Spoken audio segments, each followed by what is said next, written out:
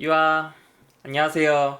오늘은 체중 변화 도우미를 설명을 할 거예요. 이게 뭐냐면 여러분들이 다이어트를 하는데 내가 과연 지금 다이어트가 제대로 되고 있는 건지, 혹은 다이어트에 정체기가 왔어요. 이거 어떻게 해야 되는 건지, 그런 것들을 되게 물어보시는 분들이 많아요. 내가 지금 다이어트가 제대로 되고 있는 건지, 살이 계속 이상하게 안 빠지는데? 그런 것들에 대해서 제가 정확하게 알 수 있도록 엑셀 파일을 버전업을 했어요. 요거는 참고로 동면중의 운동 도우미라고 해서 진짜 간단하게만 설명을 해드릴게요. 요거 같은 경우는 몸무게랑 체지방률만 입력을 하면 내가 쓰는 칼로리, 단백질 섭취량, 그런 것들 다 알아서 계산이 돼요. 그리고 더 디테일하게 계산할 수 있는 이런 프로그램도 있고, 다이어트 기간 계산기, 요거는 조금 재밌을 거예요. 요건 간단하게 설명을 해드릴게요. 제가 진짜 간단하게. 예를 들면 내가 지금 100kg예요. 그리고 체지방률이 30%야. 그리고 나 20%까지 빼고 싶어. 그랬을 때 내가 하루에 마이너스 700씩 했을 때 125일이 걸려요. 그러니까 내가 얼마큼 걸리는지 나올 수가 있어. 자, 그럼 이제 시작이야. 내가 100kg예요.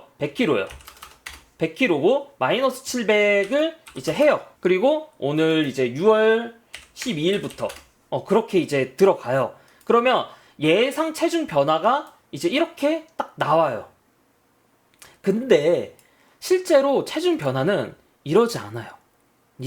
실제로 체중 변화를 보면 처음에는 쏙 잘 빠져요. 갑자기 진짜 확 잘 빠져. 그러면 나 진짜 너무 뿌듯해. 너무 뿌듯해서 나 다이어트 천재인가? 살 빼는 거 어렵지 않네. 진짜 일주일 운동했는데 1, 2kg 빠지고 그래요. 근데 그 다음에 어떻게 돼? 안 변해요. 왜? 이때 빠진 게 지방일까? 아니에요. 수분이랑 글리코겐 무게예요. 수분은 왜 빠져요? 내가 나트륨을 적게 먹잖아요? 그럼 내 몸에서는 내가 평소 나트륨을 먹던 양보다 적게 먹으면 내 수분이 빠져나가요. 내가 평소보다 먹던 양이 더 적어지면. 근데 내 몸은 그걸 적응을 해요. 그러니까 내가 만약에 100을 먹다가 50을 먹으면 50을 다시 이제 적응을 하기 시작해서 다시 거기에 이제 맞춰서 수분이 다시 들어와요. 차져요.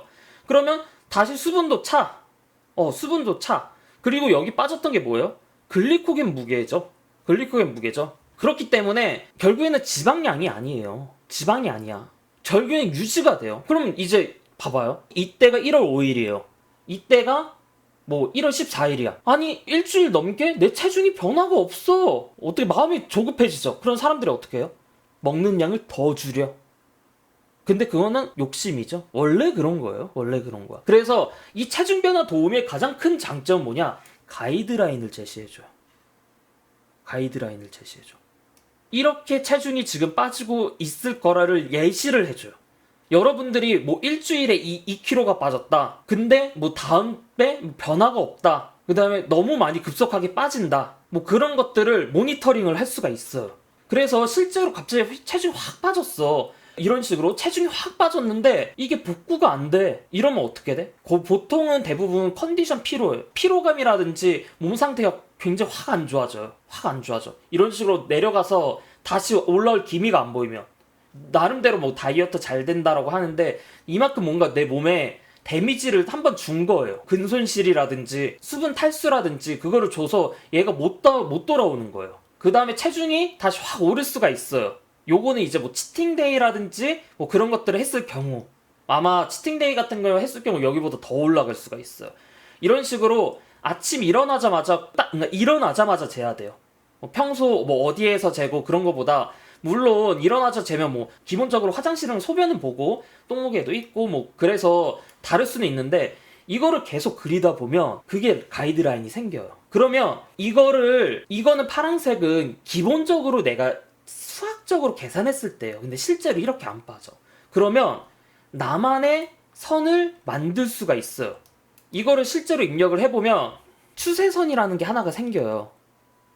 방금 이 그래프를 제가 이 추세선이라는 걸 넣었어요. 이 추세선이 뭐냐면 지금 내 이렇게 변하는 거를 일정한 선으로 이렇게 하나의 그래프로 이제 만들어주는 거예요. 그러면 얘를 따라가면 돼. 이게 내 이제 가이드라인이에요. 보통 지금 내 추세예요. 내가 변하고 있는 추세. 이게. 그러면 이 X값이 뭐가 돼요? 내가 하루에 빠지고 있는 몸무게예요. 그럼 78g씩 빠지고 있는 거예요.